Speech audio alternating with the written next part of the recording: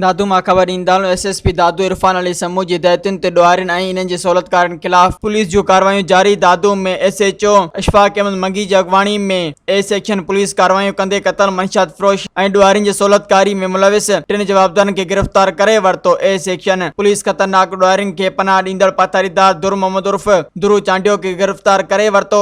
गिरफ़्तार जवाबदार दुर मोहम्मद उर्फ दुरू चांडियो संगीन ॾोहनि जी 19 केसनि में मुलविस इश्तिहारी ॾुआरी अयाज़ मस्तोई ऐं संदसि साथियुनि खे पनाह ॾेई खेनि रसद फराहम कई ऐं खेनि खे पुलिस गिरफ़्तारी खां बचाइण लाइ संदनि सहूलियतकारी कई। जवाबदार ख़िलाफ़ पाथारीदारी जो केस दाख़िल कयो वियो आहे। ॿिए तरफ़ दादू A सेक्शन पुलिस कुझु ॾींहं अॻु क़तल थियल नौजवान नदीम चांडियो जे केस में हिरासत हेठि जवाबदार वटां ॾोह में इस्तेमाल थियल हथियार हथ करे वरितो। ॼाणायल केस में गिरफ़्तार जवाबदार साईं बख्श उर्फ बिलू चांडियो जी निशानदेही ते ॾोह में इस्तेमाल कयल पिस्टल बरामद कयो वियो आहे ऐं जवाबदार ख़िलाफ़ हथियार बरामद थियण जो जुदा केस पिणु दाख़िल कयो वियो आहे। हिकु वधीक कार्रवाई में दादू A सेक्शन पुलिस मंशात फ़रोश जवाबदार नज़ीर अहमद पंवर खे 90 ग्राम चर्स समेत गिरफ़्तार करे वरितो। जवाबदार ख़िलाफ़ नार्कोटिक्स एक्ट तहत केस दाख़िल कयो वियो आहे। मज़ीद ख़बरनि ऐं तफ़सीलात लाइ विज़िट कयो असांजी वेबसाइट www.awamiNewsHD.com ऐं ॾिसंदा रहो अवामी न्यूज़ HD।